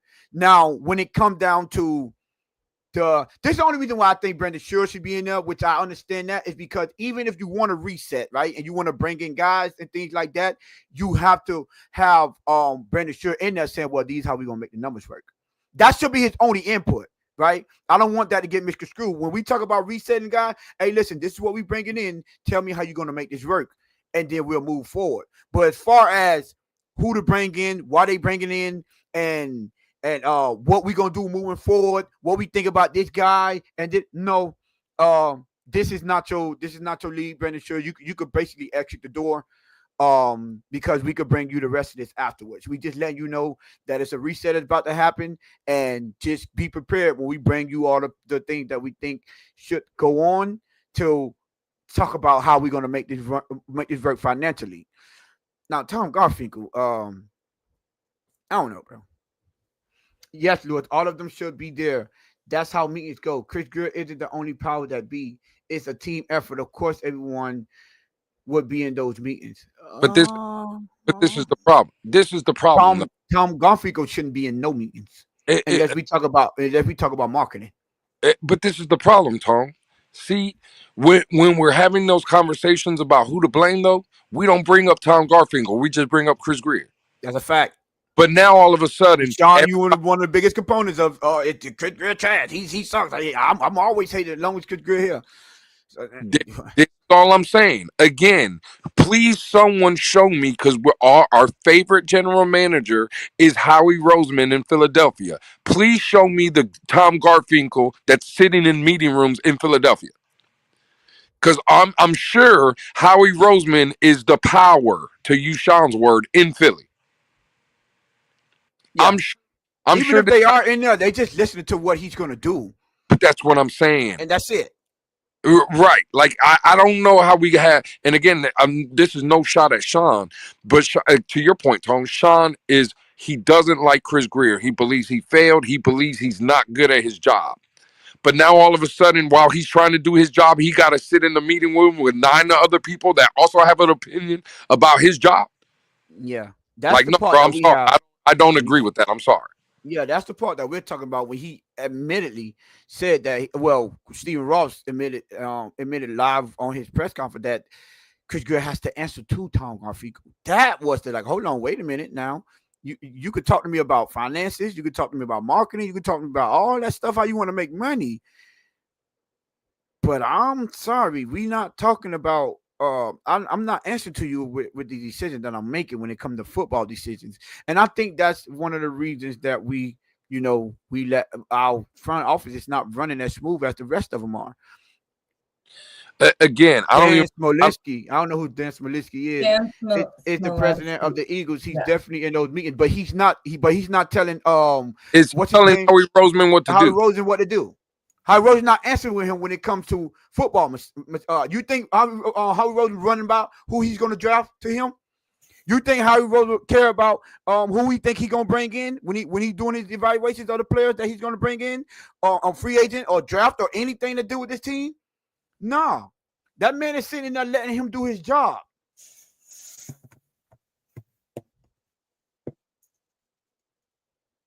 That don't make it right. So I get you. So you're saying what it is, and we're telling you why it's a problem. It's a problem that Tom Garfinkel got to go in there. See now, when Howie Rosie comes out in one of his pressers and he say, "Well, yeah, I wanted to move forward, but what the dude name was, Polinsky or whoever his name was, yeah, Polinsky had told me to hold my horses." And we're gonna go another way when Howie Roseman, the man who knows what he's doing, has a decision to make. Then you come try to compare the Eagles front office to us. But we know, right, for a fact that Tom Garfinkel had told him, based on multiple candidates that he wanted to go to before Mike McDaniel, the one that y'all seem to hate now. Chris Grier had 2 other people before him. But that president of operations, that's all he good at is marketing, told him to hold his brake and pump his brake and hold his britches. No, bro. That's not what you're here for. That's why it's dysfunctional. And that's the difference. You are going to be in a meeting. We all see meetings when they're in here, conducting their meetings. But you know what you also see? You see the general manager telling them why they doing this, why they doing that. You get what I'm saying? The only time you hear the owner even intervene is when he talk about the money that he got to pay him. I'd rather, you know what I'm saying? Can we make the money work? But not in decision making, not in, man, I got this coach. That's crazy. I don't care what Omar Kelly said. Stephen Ross said that out of his mouth. Ross said that. So I don't know who you're gonna believe, Omar Kelly or Ross. You pick. But yeah, Lou, we on the same side with that one. Like, no, bro, like, sit back. First of all, it hasn't been working the way you've been doing it anyways. Sit back, let someone, man, listen. And I'm not saying, right, that it only happens in the Miami Dolphins uniform, right? Because I always bring this up when it comes to this kind of conversation. Bill Parcells told y'all why it shouldn't be like that.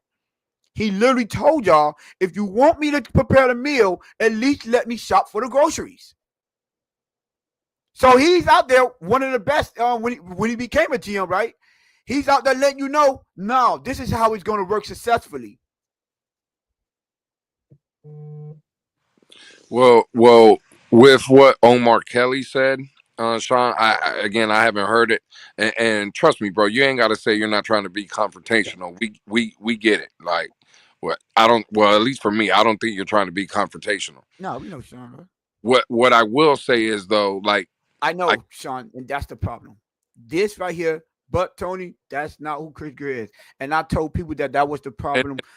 Since I met it. Since that's why I said this year I don't want it, because you the one came and admitted that you deferred more than you would like to have been. So that means you're non-confrontational. Sorry, my brother. in a business like this, well, in any business, especially when you're making billions of dollars, you have to be an asshole sometimes. But I've also heard Sean Tone bring up the fact that he doesn't understand why we have a racetrack outside of Hard Rock Stadium, Well, and that's why Tom Golf people. That's what and why, that's his doing. My brother, do your job. Get that and money why in here. but this is what I'm saying. There's a contradiction from what Omar is saying, because right here this comment says from Sean today. Omar said that Tom Garfinkel don't have no power, and that Stephen Ross, he said things, and Stephen Ross don't believe him or don't listen to him. Well, the reason we have F1 is because of Tom Garfinkel. The reason we have tennis courts is around Tom Garfinkel.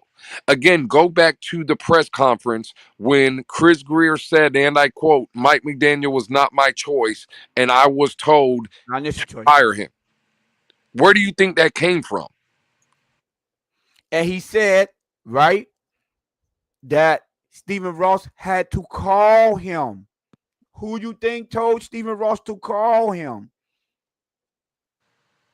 His right hand man, Tom Garfinkel. And I'm not listen. Mike McDaniel might pan out to be good. He might end up turning everything around, which is what we're hoping for. The fact of the matter is, as a GM, you fire me from my decisions. Let me do my job. If I disagree with a guy that's over marketing, come on, bro. Like what we doing here? Let me make my decisions and let me go down with my decision, or just don't don't have me in that position. But no, I don't think it. Listen, one of the greatest of all time said, "Let me shop for the groceries." You know what I'm saying? So, and that's a winning football, a winning football mind that understands that.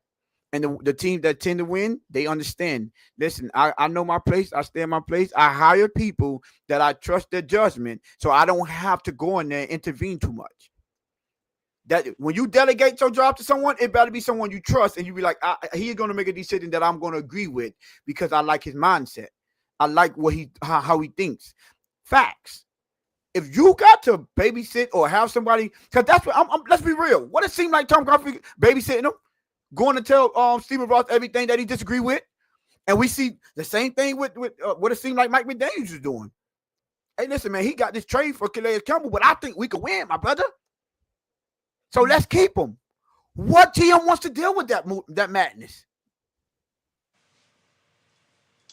For him to be proven correctly, man. This season all done. Let me get some more capital. For that extra lineman that y'all wanted to get, the extra cornerback that y'all wanted to get. If y'all wanted to trade up, just imagine we had an extra 6th round pick that we could have got for Calais Campbell. He could have used that to go get some draft assets, draft capital. I'm sorry. So that's all I'm saying. We see that no GM don't want to do that, and I'm not absolving Chris Grier of any responsibility because you already came out and said you deferred more than you would have liked to. So I would like for you to put your foot down. So Lou, even though they was in that meeting, I hope he was in there with his foot down, saying, "Yeah, I know why you hear my brother, but yeah, this is how we gonna go. This is what I'm moving. This is our plans. You know what I'm saying? And I think I hope." I don't know. You got to show me better than you could tell me that's how he went into that meeting and put his foot down and said, "Listen, man, this hasn't been going. It hasn't been going as well as we would like for it to be going. The way y'all been second guessing my decision making. Let's try to do it my way this time." I think that's what I hope that's what he went in and said.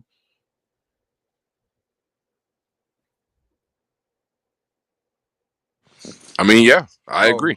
So, but yeah, I think I already knew once we seen, I was like, we're gonna be on the same page with that because that's the part that I knew it was gonna be the Chris Grier and him talking. I'm like, okay, I know he picked up on that, so I know when we go and we discuss it, I know we're gonna have the same type of mindset. Say, man, this is what we're talking about. We don't need that.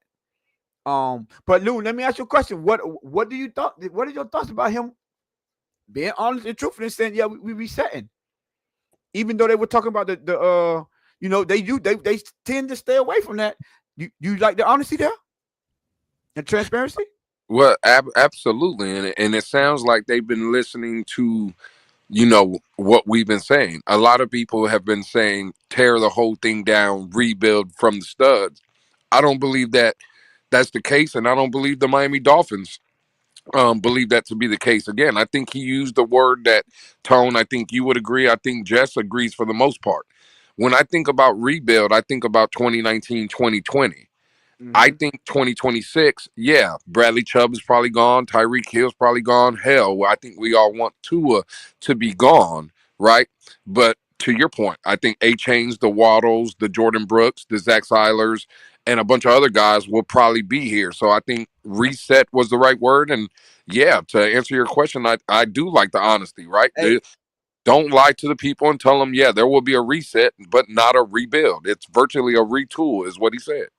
hey, how Lou, how, when you said this going to be archived, we might need to go in the archive when we were telling these people from the jump. You remember they were like, we crazy? We say, man, this is they sneaking a soft reset right under our nose. Remember we were telling these people that in our earlier shows during the What? off season. What? I believe us up here at the Bitch Pick up been saying this. We have been saying it, and you know how I like to do toot toot. Facts, bro. Don't try to sneak nothing under. You're not gonna sneak it under our nose because we pay attention. Understand this. This was a soft reset, and yeah, listen, he came out and admitted it feel good to be let me leave it alone. You know what I'm saying? The Now, haters be out there. another thing I was told was that Stephen Ross basically told everybody we're not paying nobody no more. Get into what he said about that though, Lou. Well, he told y'all, and like I had told y'all, that wasn't the case.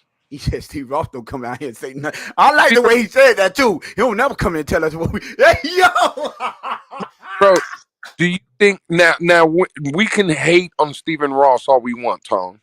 Right? And we could say that he doesn't know how to win or he doesn't want to win or whatever they want to say. One thing you can never say about Stephen Ross is that checkbook has never been open. It was open for Mike Wallace. It was open for Ndamukong Suh. It was open for Tua. It was open for Tyreek. It was open for Jalen. It's been Chubb.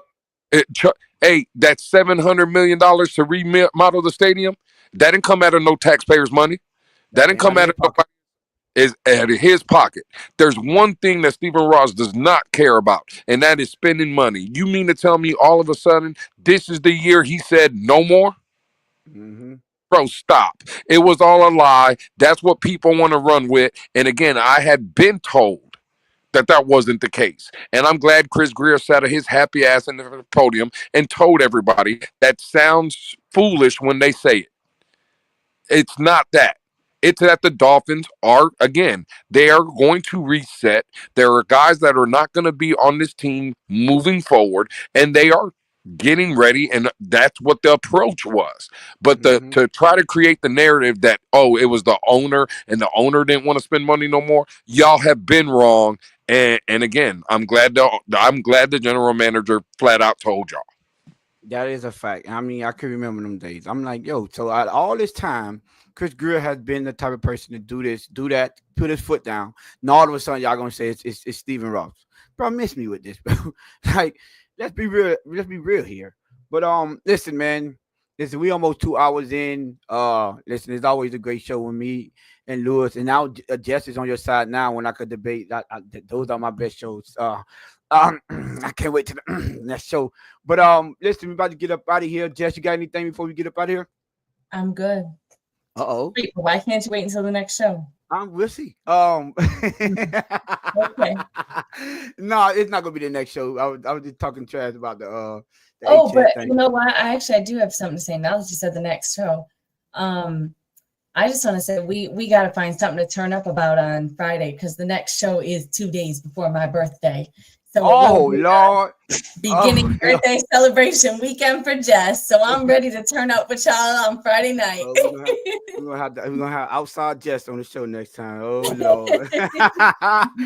Bring your bottle. At this point, it's the producer's chat. It's on Friday night. It is gonna be a fact. And it's a Friday night. Trouble. Lord, sound like trouble. All I know, them DMs are gonna be flooded. Hey, This weekend, them DMs are going to be flooded. Man. Look at That this man part. here. Look at this man here. What? That part. Okay, Very Lou, hard. man. Hey, listen. So, all right. So y'all already heard the home girl. Y'all make sure y'all. I guess bring your own bottle. That's what it is, Jess. Bring your own bottles. BYOB. It's a BYOB Friday night. BYOB. VS. What is RSVP? Y'all know how it is. Y'all, this is y'all official invite to the Just Turn Up edition on a Friday. I ain't coming with no surf sides Friday. Hey, night. oh, okay. Oh, Lord. She I'm coming in. having bottles. Popping bottles on Friday for Jeff's birthday. So y'all make sure y'all here. We might be extra late because she couldn't prepare to turn up. He say, hey, Alex will bring a doctor's note. Yo, but listen, man, appreciate y'all for still rocking with us. Still 28 of y'all in the building. Make sure y'all hit that like button, that subscribe button. Help us grow. Lou, you know what to do, my brother. Get us up out of here. Hey, before I get us up out of here, I just want everybody to go back to the part where Jess started screaming at Tone. Her camera started shaking and everything. Yeah. her camera started. Lou said, I was I like, like table and this shit moves so easy. Like, hey, Lou, got her to turn up. That's the second time she done. All right, not just all right. You started. Hey, she put on that Blitz pickup hoodie and she turned it to one of them ones. started turning. she was like, "Boy, what do you want?" What she said, "You want him to be empty. You want him to play. You don't want him to play." Hey, I'm telling you, I started seeing that camera start shaking. I was like, "Oh, we got one. We got it to the fight too. Okay. We got one." Hey, man, with that being said, listen, this has been the Wednesday episode of the Blitz Pickup. For the producer in the back, for Shaky Camera, for Tone, boy. Hey, we'll holla at y'all Friday when the DM will be open to say happy birthday. And the revolver goes. Bang, bang, bang.